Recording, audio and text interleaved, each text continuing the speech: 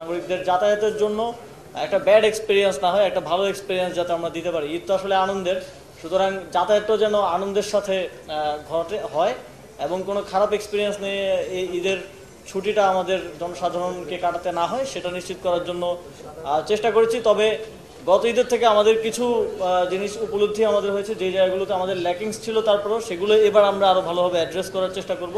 যেহেতু এবার অ্যাডেড, যেহেতু কোরবানির ঈদ, আপনারা জানেন যে কোরবানির হাট থাকবে এবং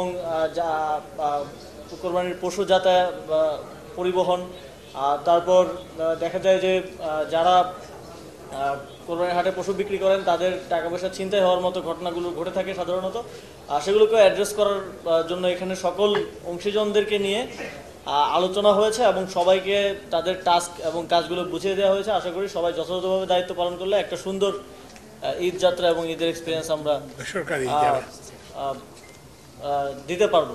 এবং এই ক্ষেত্রে শুধু সরকারি না, বেসরকারি, রাজনৈতিক থেকে শুরু করে সামাজিক সংগঠন যারা কনসার্ন আছেন সকলের সহযোগিতা আমাদের প্রয়োজন হবে।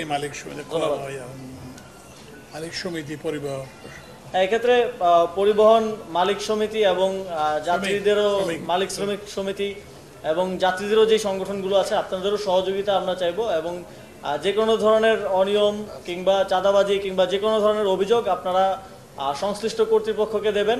আমাদের সকল সংশ্লিষ্ট কর্তৃপক্ষকে নির্দেশনা দেওয়া আছে, পুলিশ থেকে শুরু করে আইন শৃঙ্খলা বাহিনী সবাইকে নির্দেশনা দেওয়া আছে যাতে করে এগুলোর ক্ষেত্রে কুইক রেসপন্সটা দেওয়া যায়।